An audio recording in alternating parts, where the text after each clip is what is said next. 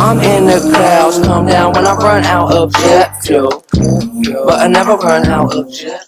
Hey, what's going on, guys? Welcome to Cloud Cooker Gardens, where I give you indoor medical marijuana grow tips and also weekly updates on my gardens.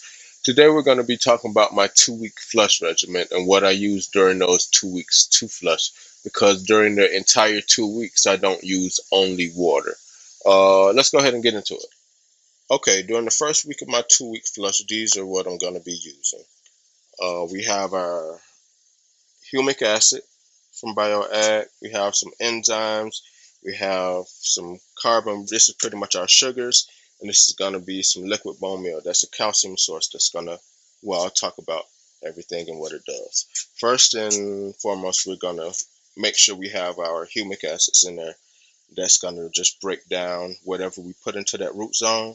That's going to break it down a lot quicker than it would if you're just putting it in the root zone by itself.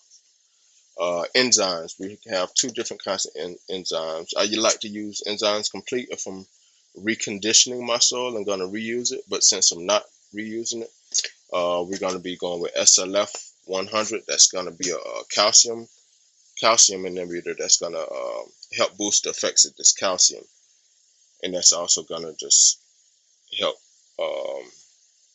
break down any dead stuff in that root zone also.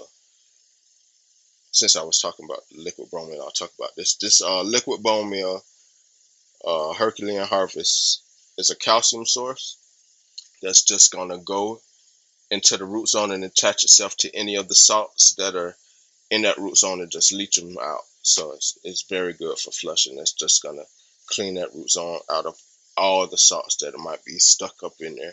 And that's just going to fuck up your flavor and your the way of your bud burn. Aphrodities extraction carbon source from Nectar for the Gods. I started using this because I used to like to use a lot of molasses when I flush. That would help with the oil production and the flavors. But regular molasses is just a very thick molecule. And what Aphrodities extraction is, it's molasses but broken down to a very, very small molecule. And it's pretty much readily available to the plant. So it's a very good carbon and sugar source for your plants. And you can use rock Resinator. That's also a source of this is like a 6-in-1 product. This has enzymes. This has your complex carbohydrates. It has a whole lot of beneficial stuff in there. But if you want to use this during the first week, I would definitely use this during the first week and probably only the first day or two. If you're doing 3 days a week, maybe the first day or two. Second week of flush, we're gonna take these guys out because they pretty much serve their purpose, especially this. And we're gonna be going with only humic acids and enzymes. You can pick you one or the two. You don't have to go with both of them. And I would do enzymes maybe my first day or two, but the last day I would do only water and humic acids. And you just want to make sure you get those humic acids, but just like I said, just to make sure whatever you're putting into that root zone, you're breaking it down pretty much instantaneous, and you're not making that plant and that plant's root zone work so hard to uptake all those different nutrients and stuff that you've putting in there. So that is what I use during my 2 weeks of flush. First week, we're just working on leaching all the stuff out of the plant and all the salts out of the root zone. And the second week, we're working on getting that root zone nice and completely out of there. And if you want to incorporate this into a 1-week flush, because it's really only necessary to flush for 6 days. It takes 6 days for a medical marijuana plant to leach all the salts out. I would do these maybe the first day. If you're feeding, say 6 days, 3 days a week, say during the 7-day period, I would do these that first feeding of the week, and then I would just go to these 3 for this last 2, or you can do these 3 the first, and then I would cut the rock out. Well, okay, do those 3 with definitely with those, but we're talking about the nutrients.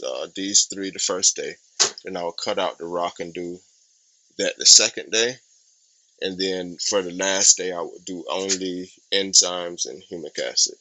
If you want to do only a 6-day flush, but I do recommend a 2-week flush because I just like to make sure everything's out of that root zone, and I like to smoke clean.